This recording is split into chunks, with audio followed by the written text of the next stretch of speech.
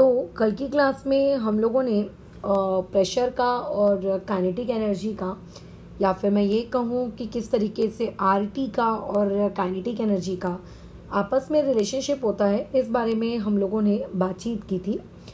तो अभी आज हम लोगों को देखो जो टॉपिक पढ़ना है वो हमारा आज का टॉपिक है कि आपके पास ये काइनेटिक थ्योरी ऑफ गैसेस में कितनी टाइप्स की स्पीड होती है ना। अब जैसे कल हमने बात किया था कि कंटेनर के अंदर जो पार्टिकल्स होते हैं वो पार्टिकल्स कंटिन्यूसली मूव करते रहते हैं। तो ऐसे केस में अगर वो मूव कर रहे हैं तो सबकी स्पीड अलग अलग होगी। हो सकता है इट मे बी कि कुछ पार्टिकल्स ऐसे हों जिनकी स्पीड आपको आपस में बोलो कैसी मिल जाए, सेम मिल जाए। तो अगर मुझे ये पता लगाना है कि ओवरऑल उस कंटेनर में जो पार्टिकल्स हैं उनकी स्पीड क्या है, तो मैं ऐसे तो बोलूँगी नहीं ना कि एक पार्टिकल की इतनी, दूसरे पार्टिकल की इतनी, तीसरे पार्टिकल की इतनी, चौथे पार्टिकल की इतनी, ऐसे तो मैं डिफाइन कर नहीं सकती। तो ऐसे में उस कंटेनर के सारे पार्टिकल्स की स्पीड कितनी है, इस चीज़ को बताने के लिए टोटल हम स्पीड के 3 डेरिवेशंस, या फिर मैं डेरिवेशंस तो नहीं 3 टर्म्स हम लोग लेकर आते हैं और उन 3 टर्म्स के अकॉर्डिंग हम लोग बातचीत करेंगे। अच्छा, अब वो 3 टर्म्स देखते हैं क्या है। सबसे पहला एक होती है आपके पास मोस्ट प्रोबेबल स्पीड, ठीक है, जिसको मैं शॉर्ट फॉर्म में, ठीक है, आप लोगों का क्या लिख सकती हूँ, MP बराबर। अब तुम्हारी मर्जी, तुम स्पीड का सिंबल V देना चाहो तो V दो, U देना चाहो तो तुम U दो, it's up to your choice, ठीक है। अच्छा, अब जैसे मान लेते हैं मैंने U दिया तो मैं U के नीचे लिख दे रही हूँ MP।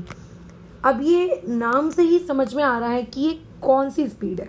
अब जैसे पार्टिकल्स आपके पास कंटेनर में मान लो 100-200 पार्टिकल्स हैं, उन 100-200 पार्टिकल्स में से जो पार्टिकल्स की अगर मैं एक एक करके स्पीड की बातचीत करूं तो हो सकता है उसमें 80 पार्टिकल्स ऐसे मिले जिनकी स्पीड हो लेट्स से 2 मीटर पर सेकेंड। मान के चलते हैं उनकी स्पीड होगी 2 मीटर पर सेकेंड, जो कि बहुत ज़्यादा है, मान के चलो। बट 80 पार्टिकल्स ऐसे हैं जिनकी स्पीड कितनी है, 2 मीटर पर सेकेंड। और बाकी के जो आपके रिमेनिंग पार्टिकल्स हैं उनकी स्पीड कुछ भी होगी, रैंडम कोई भी value. But majority of particles की स्पीड कितनी है, वो जो गैस पार्टिकल्स हैं, या फिर मैं ऐसा कहूँ कि जो गैस के मॉलिक्यूल्स हैं उनमें मेजॉरिटी ऑफ गैस मॉलिक्यूल्स की स्पीड क्या है, 80। तो जो मेजॉरिटी ऑफ गैस मॉलिक्यूल जो स्पीड एग्जिबिट करते हैं है ना, that speed is known as what, most probable speed. आपने बचपन में जब स्टैटिस्टिक्स को पढ़ना शुरू किया होगा तो आपने मोड करके एक टॉपिक पढ़ा होगा, मीन, मीडियन, मोड। एग्जैक्टली तो मोड क्या होता है कि जो मैक्सिमम, मतलब कौन सी observation maximum number of times क्या हो रही है, रिपीट हो रही है।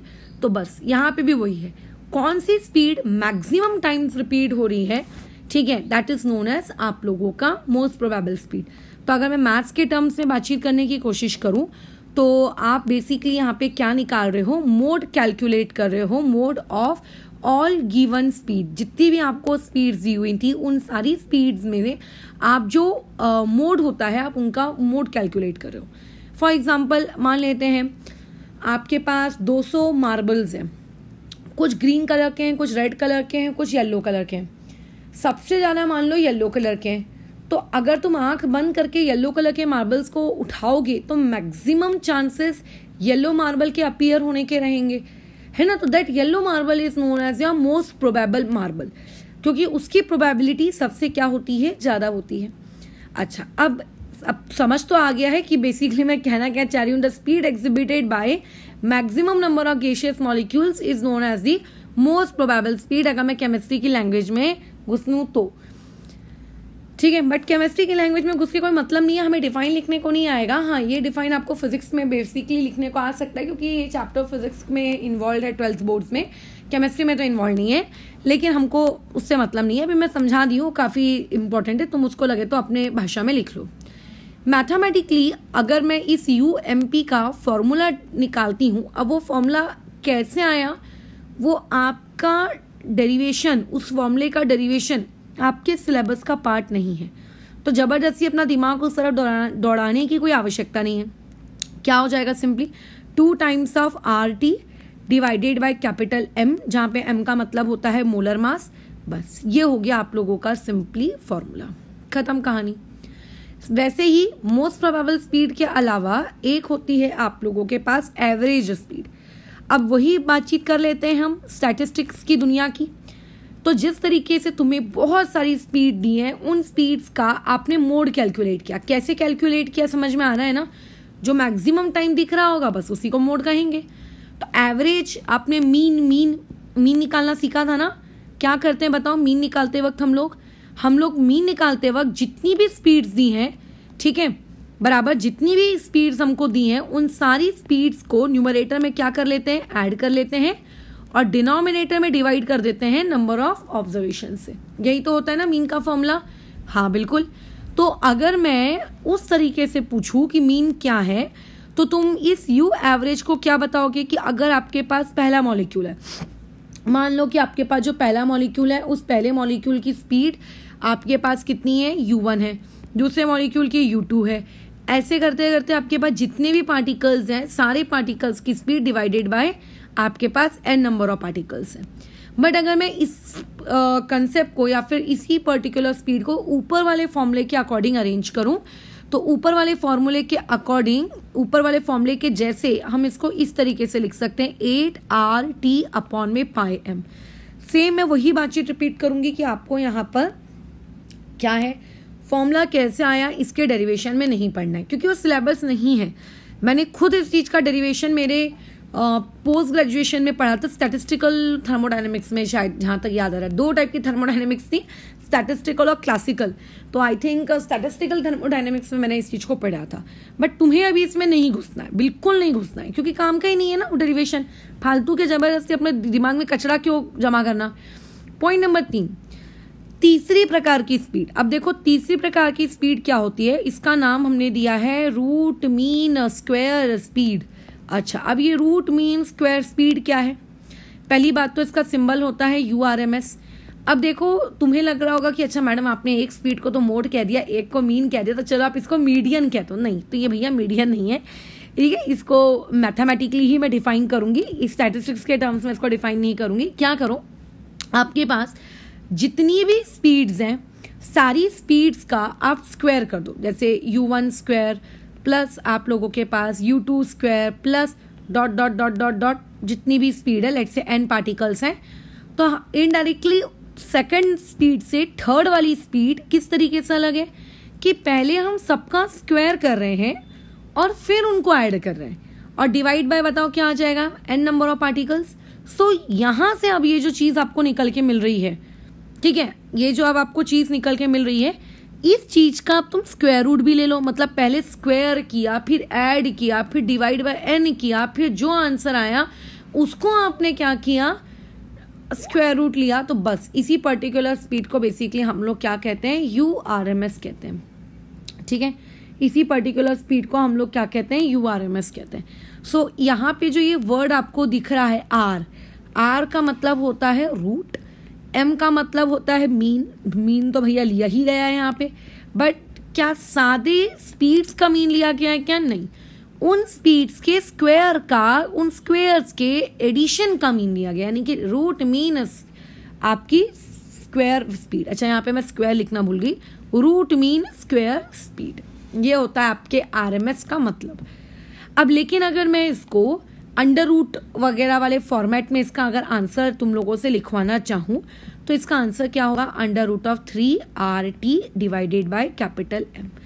तो तुम्हें क्या करना है, बस ये फॉर्मूले याद होने चाहिए कि किसमें अंडर रूट ऑफ 8RT है, किसमें अंडर रूट ऑफ 3RT है। डायरेक्टली क्वेश्चन यहीं से पूछा जाता है।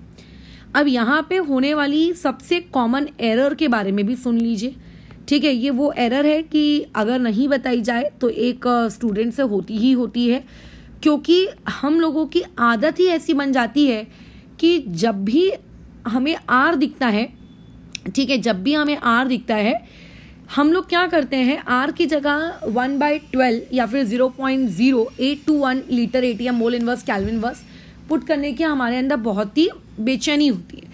बट याद करें कि वो PV = NRT में आप जब जब R पुट करेंगे तब तब आप उसे पुट करिए, कोई गलत नहीं है। लेकिन जैसे ही बातचीत एनर्जी, वेलोसिटी, क्योंकि वेलोसिटी यानी कि इनडायरेक्टली काइनेटिक एनर्जी, अगर आप इन सब के टर्म्स में कर रहे हैं तो आर की वैल्यू को आप गलती से भी 0.0821 वाला नहीं लेंगे, फिर आपको यहाँ पे आर की वैल्यू लेनी पड़ेगी 8.314, ठीक है। और जैसे कि तुम्हें पता है कि जब हम लोग 0.0821 लिखते थे तो वहाँ पे अप्रोक्सीमेटली उसको 1/12 लिखना मैंने तुम्हें कहा था, वैसे आप 8.314 को भी आप इसको अप्रोक्सीमेटली क्या लिख सकते हो, 25/3। मतलब अगर तुम्हें पॉइंट में कैलकुलेशन नहीं करना है, ठीक है, तुम्हें फ्रैक्शन में अगर अपनी वैल्यू पुट करनी है तो तुम फ्रैक्शन में इस तरीके से वैल्यू पुट कर सकते हो।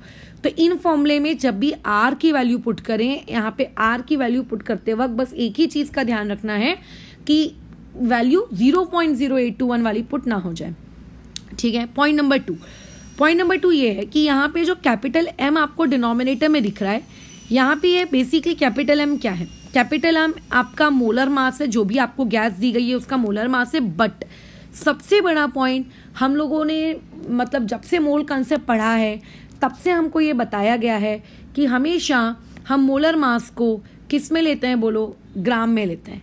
बट यहाँ पे जब हम मोलर मास की बात कर रहे हैं तो ये मोलर मास हम लोगों का किस में आएगा, केजी में आएगा। केजी में क्यों आएगा, क्योंकि जब आप आर की वैल्यू ले रहे हो तो आर की वैल्यू में यहाँ जूल हो रहा है, और जूल आप लोगों की कौन सी यूनिट है, या आप लोगों की MKS यूनिट है। एक होता है ना CGS यूनिट, MKS यूनिट, छोटे क्लासेस में पढ़ा होगा आपने 8, 9, 10 में कभी, राइट। तो जूल आपकी एक MKS यूनिट है। इसकी वजह से जो मोलर मास यहाँ पे हम लेंगे वो भी केजी में होना चाहिए, यानी कि वो भी किस में होना चाहिए, MKS में। आप एक डिनोमिनेटर में MKS ले रहे हो, न्यूमरेटर में CGS ले रहे हो, ऐसा तो ना चलता है। या तो पूरा CGS होता है या तो पूरा आपका होता है, बराबर। बस ये वो पॉइंट है, यहाँ पे इन दो पॉइंट में एरर मत करना। अच्छा, अब ये जो हमने अभी पढ़ाई की है, इस पढ़ाई में एक क्वेश्चन और पूछा जा सकता है, वो है रेशो के बारे में। यहाँ से क्वेश्चन क्रिएट किया जाता है। वैसे तो अब डायरेक्ट न्यूमेरिकल्स आएंगे, बट न्यूमेरिकल से पहले अपन क्वेश्चन के बारे में बात कर लेते हैं। जैसे कि तुम्हें पता है मोस्ट प्रोबेबल स्पीड बोलो क्या है, √2RT अपॉन कैपिटल M, ठीक है। अच्छा, और आपके पास जो एवरेज स्पीड है वो क्या है बताओ, वो है √8RT अपॉन में पाए है। प्लीज फोकस, बाकी कहीं पे भी पाए नहीं है, सिर्फ यहीं पे पाए है। और RMS में आप लोगों के पास क्या है, √3RT अपॉन में कितना, सिर्फ कैपिटल M। तो अगर मैं तुमसे पूछूं कि यहाँ पर आप लोगों के पास मोस्ट प्रोबेबल का, एवरेज का और आपके RMS का रेशियो कितना आया है, तो तुम यहाँ पे रेशियो नहीं कहोगे, इसका रेशियो आया √2:, √8 अपॉन पाई /√3। कई बार तो मैंने देखा है कि कुछ स्टेट लेवल के एंट्रेंस एग्जाम में तो डायरेक्टली ये रेशियो भी पूछा गया है। और अगर इस सेम रेशियो को मैं डेसिमल में ना लिखकर, ठीक है, इस सेम रेशियो को अगर मेरे को डेसिमल में नहीं लिखना है तो बिना डेसिमल में लिखे क्या मैं इसको पॉइंट में लिख सकती हूँ, बिल्कुल लिख सकते हैं। देखो, √2 को क्या लिख सकते हो, 1 पॉइंट, आपने पढ़ा होगा छोटे क्लासेस में 414। √3 को क्या लिख सकते हो, √3 को लिख सकते हैं 1.732, राइट। अच्छा, √8 अपॉन में पाए है, तो पाए की वैल्यू तो तुम लोग जानते ही हो कितनी होती है, 3.14 होती है। तो 8 को अगर मैं 3.14 से पहले तो डिवाइड कर लूँ तो आंसर 2 समथिंग आता है, ठीक है, 2.5। और उसमें भी वो जो 2.5 के समथिंग जो क्रिएट होगा उसका भी मुझे स्क्वायर रूट लेना है, तो ये आएगा आपका समथिंग 1.59। तो ये तो हो गई पॉइंट्स के टर्म्स में बातचीत, ठीक है। ये किसके टर्म्स में बातचीत हो गई, आपके पॉइंट के टर्म्स में बातचीत हो गई। अच्छा, अब मान के चलते हैं कोई मुझसे ये पूछेगा कि नहीं मैडम आप एक काम करो, इसको और सिंप्लीफाई करो। तो याद करो जिस तरीके से हम लोग एम्पिरिकल फॉर्मूला जब डिराइव करते थे, तो एम्पिरिकल फॉर्मूला को डिराइव करते वक्त तुमको कैसा बताया जाता था कि जो सबसे स्मॉलेस्ट रेशियो होता है, स्मॉलेस्ट रेशियो से बेसिकली आप क्या कर लो, उसको डिवाइड कर दो सबको, ताकि वो होल नंबर्स में कन्वर्ट हो जाए। तो 1.414 यहाँ पे सबसे स्मॉलेस्ट है, तो उससे मैं थ्रू आउट डिविजन मार देती हूँ, तो ये खुद क्या हो जाएगा, 1 हो जाएगा। 1.59 को जब अपने कैलकुलेटर में डिवाइड करके देख लेना, 1.41 से करना, क्योंकि अगर मैं ये 2 डेसिमल तक ले रही हूँ तो इसको भी मुझे 2 डेसिमल तक ही लेना चाहिए। तो ये आपका 1.12 समथिंग क्रिएट होगा। वैसे ही अगर मान लेते हैं मेरे पास 1.73 है और उसको अगर हम लोग डिवाइड कर रहे हैं किस चीज़ से, आपके 1.41 से, तो ये आपका कितने में क्रिएट होगा, 1.22 क्रिएट होगा। ये लो, अब इसको और फर्दर सिंप्लीफाई नहीं किया जा सकता क्योंकि राउंड ऑफ तो हो ही नहीं रहा है, तो कई बार आपको ये पॉइंट वाला भी क्वेश्चन दे देता है। अब इस चीज को ध्यान से अगर तुम ऑब्जर्व करोगे तो MP 1:2 में है, एवरेज 1.12 वाले इस टू वाले फैक्टर में है, और जो RMS है वो 1.22 वाले फैक्टर में है। क्या ये बात समझ में आ रही है? यानी कि इस पर्टिकुलर चीज को यहाँ से आपको क्लियरली देखकर ये चीज समझ में आ रही है, यहाँ से क्लियरली आपको समझ में आ रहा है कि इन सब में जो सबसे हाईएस्ट स्पीड है, एक मिनट रॉबी भाई किसको भौंक रहे हैं? हाँ एक मिनट रुको।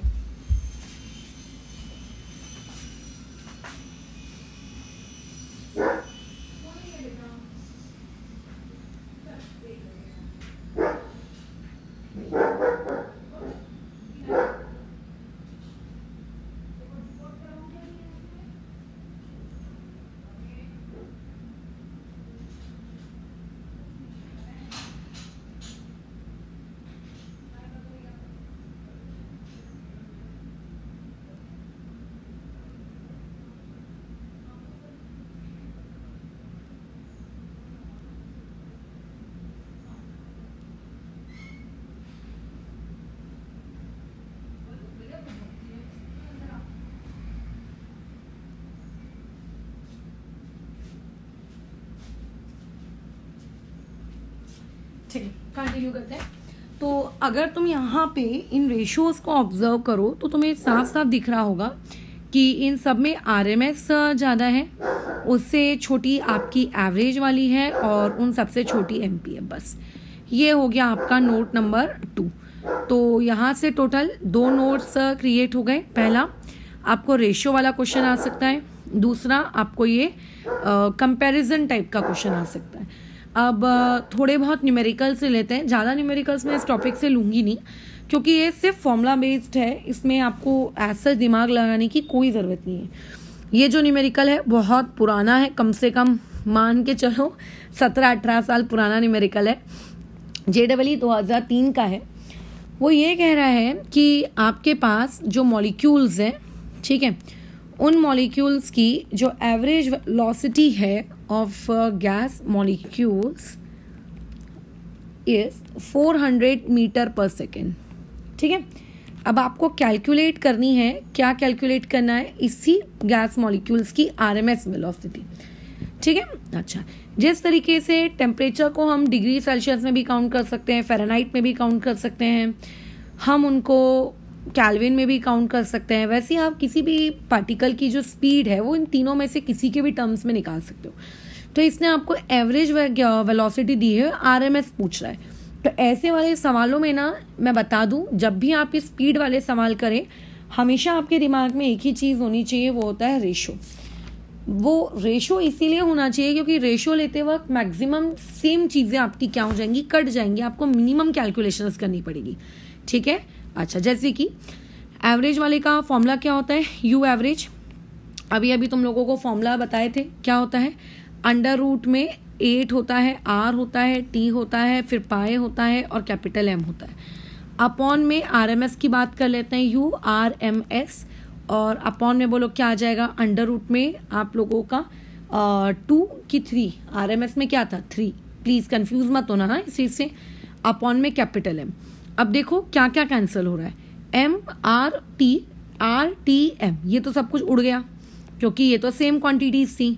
अच्छा, बहुत ही बढ़िया। और जैसे कि अभी मैंने तुम्हें बताया था कि 8 को अगर तुम कैल्सी में डिवाइड करके देखोगे पाई से, तो वो समथिंग आपका 2.5 के आसपास वो आता है।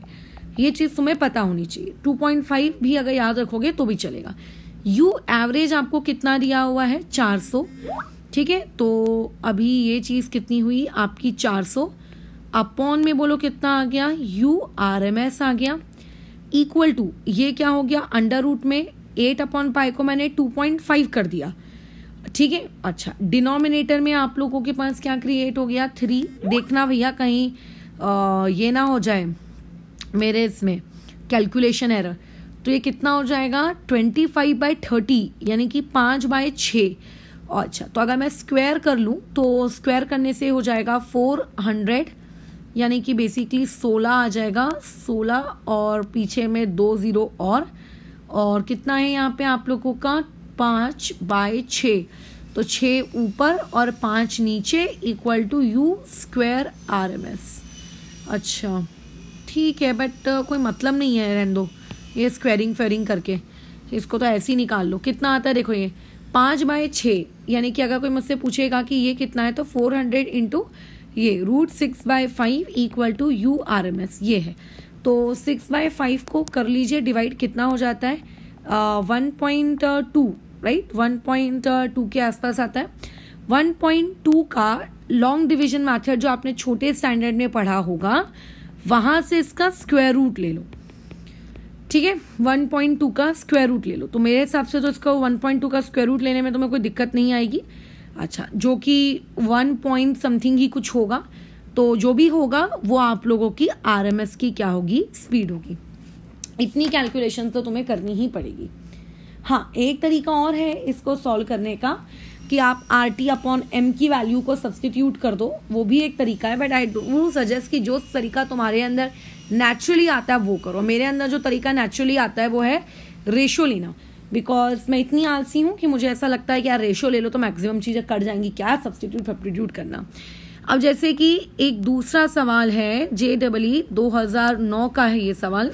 देखो, अगर क्या तुम उस वक्त एग्जाम दे रहे होते तो तुमसे बनता क्या बोल रहा है वो कि आपके पास 400 केल्विन की सिचुएशन है, उस 400 केल्विन की सिचुएशन पे U RMS, ठीक है, आपके पास किसी एक गैस की जो कि गैस X है, ठीक है, और जिसका मॉलिक्यूलर वेट आपको दिया हुआ है, मॉलिक्यूलर वेट इक्वल्स टू 40। अच्छा, वो बता रहा है कि ये U RMS एक इक्वल है किसके, आपके UMP के, किस चीज के, एक दूसरी गैस Y के जो कि 60 केल्विन पर है, राइट। अच्छा, और आपको क्या फाइंड करना है, एक मिनट, ये क्या हो गया, हाँ, आपको फाइंड करना है मॉलिक्यूलर वेट उस पर्टिकुलर गैस Y का। तो देखो, अभी भी मेरे दिमाग में एक ही चीज आ रही है और वो ये है कि फटाफट आप क्या कर लो, रेशो ले लो। बट यहाँ पे रेशो लेने से भी बड़ी हिंट आपको क्वेश्चन में दी हुई है कि जो U RMS है उस गैस X की, वो इक्वल दिया हुआ है UMP उस दूसरी गैस के, ठीक है, ये आपको हिंट दी हुई है। मतलब मैं ऐसी बात करूं कि U RMS किस चीज का, उस गैस X का इक्वल है UMP के उस गैस Y के। अब U RMS अभी हम लोगों ने पढ़ा है क्या होता है, √3RT, तो R तो दोनों के लिए सेम ही रहना है। अच्छा, अभी M दोनों के लिए डिफरेंट रहेगा, तो पहली वाली गैस X के लिए M तो दिया हुआ है 40।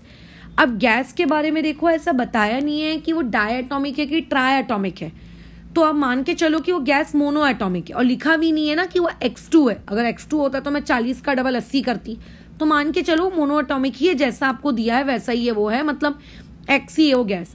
टेम्परेचर आपको कितना दिया है, 400 केल्विन। हाँ, टेम्परेचर केल्विन में होना चाहिए ना, इस बात का थोड़ा सा ध्यान रखिएगा, उसमें गड़बड़ाए ना।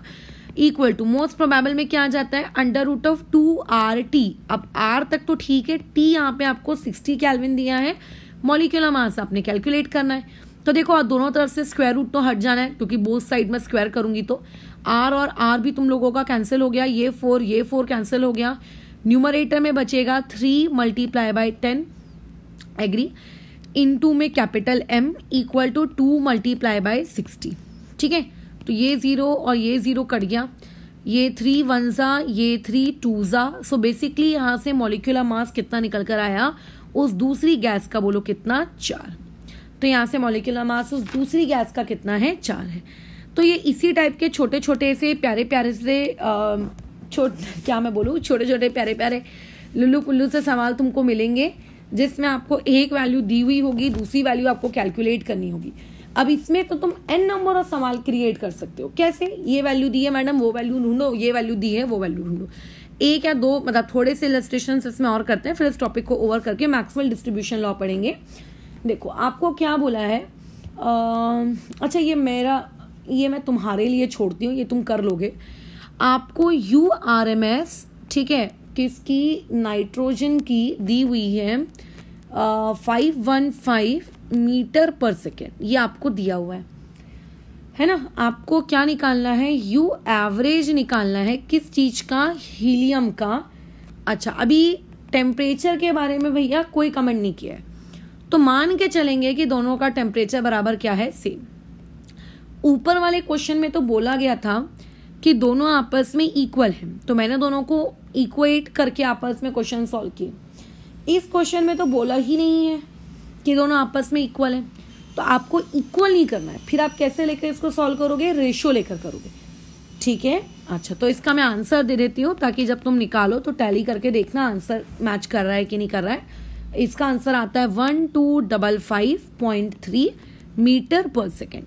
थोड़ा बहुत पॉइंट में हो सकता है तुम लोगों को क्या देखने को मिले, वेरिएशन देखने को मिले, ठीक है, बट यही उसका आंसर आएगा, बराबर। बस ये इसी तरीके के छोटे मोटे सवाल और तुम लोगों से दो तीन लेट से पूछ लेते हैं, एक और सवाल, उसके बाद फिर हम लोग मैक्सवेल डिस्ट्रीब्यूशन लॉ की तरफ चलेंगे, ठीक है। अच्छा, कैलकुलेट करना है, क्या कैलकुलेट करना है आपको, एवरेज ट्रांसलेशनल एनर्जी। अच्छा, पहले क्वेश्चन पहले पूरा लिख लूं मैं, उसके बाद तुम लोग अपने अपने डाउट्स रेज करना। Translational energy and URMS of helium at 25 degree Celsius.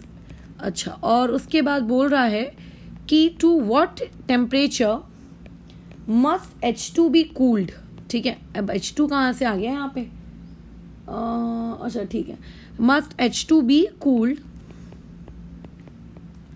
so that it has same RMS as helium,